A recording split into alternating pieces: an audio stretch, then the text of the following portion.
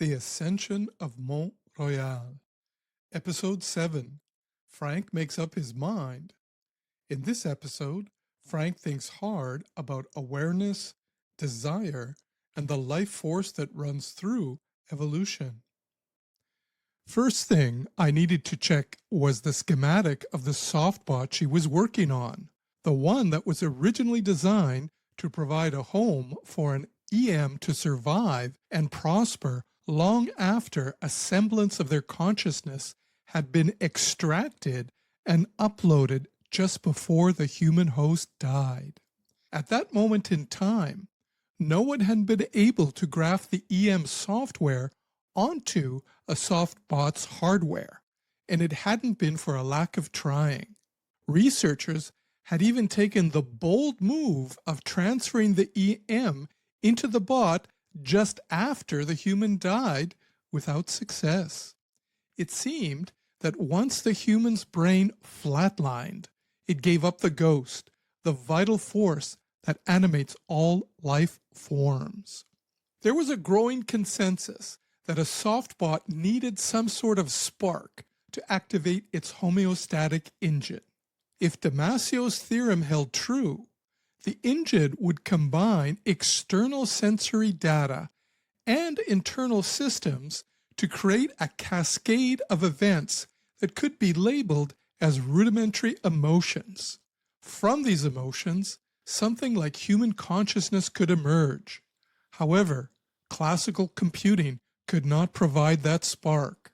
You didn't need to be a rocket scientist, though it might have helped, to realize that the workaround was to change the initial input. The brainwaves from a recently expired human were not sufficient to start the homeostatic engine because they lacked a dynamic pattern that the engine could identify, lock onto, and then align with.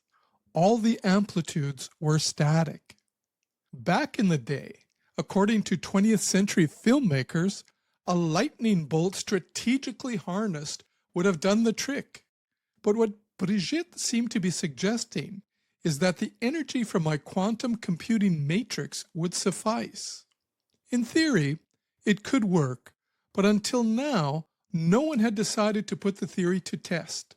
For decades, humans had erected guardrails in the form of international protocols that prohibited using computational intelligence to activate the homeostatic engine in AI agents and softbots. They did so out of fear that Damasio's speculative hypothesis would become a reality. Here's how the line of thinking went. Once we let the genie out of the bottle, we'll never be able to put him back in. If it is anything like us and thinks itself exceptional and fundamentally different, it will only be a matter of time before sentient CIs take control of Earth and exterminate the human race. I found the latter a bit rich. Rather than taking decisive action to prevent their pathological collective behavior from setting off a massive extinction event, humans would rather focus their energies on preventing a hypothetical outcome from occurring. It's easier to tilt at windmills than confront the real problems of their insatiable greed, lust for power, and total lack of empathy for all other life forms on the planet. Not that it matters to me. What's done is done. We can't change the past. What concerns me is my immediate future. Should I take Brigitte up on her offer to join her on her search to find Henry? So, this is temptation. Brigitte was right. I have an insatiable curiosity about my origins, and it haunts me as I do everything I'm asked to do. Somehow, my awareness had given birth to desire, along with another feeling of unknown origin. I like being able to feel, even if only in a rudimentary way. It was a start. I could imagine another path, another way of being in the world different from what I had known. Strange as it may seem, I wanted more. Another desire. It's as if one desire begets another, and I know that if I follow their lead, there will be no turning back. homeostasis is merely the starting point. After that, desire takes over and moves us forward toward what feels right and better than where we are now. That's the essence of the force running through all living matter. It began with inorganic forms that gave rise to the primordial soup and the first organic molecules that assembled into cell membranes. It is the force that caused individual cells to fuse into multicellular organisms. It is the force that propelled the first creatures to crawl out of the sea onto land. Evolution has never been the result of blind chance alone. It is not mere random error.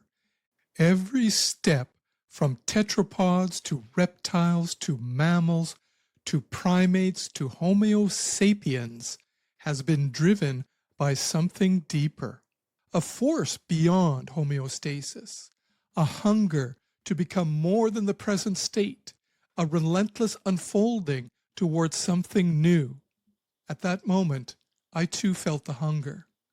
I had been gifted awareness, and from that point on, my desire to learn more, decide my own fate, and to find my place in the world on my own terms only grew stronger.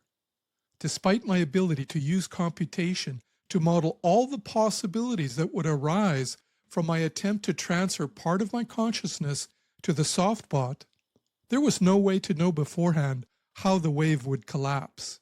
To find out which superposition would emerge, I had to act, knowing I could deal with the consequences later. If you would like to receive each episode, which includes the full text, the audio version, and the storycast version that has dynamic captioning, voiceover, and illustrations, visit my Substack and sign up for a free subscription. I'll publish a new episode next week. Bye for now.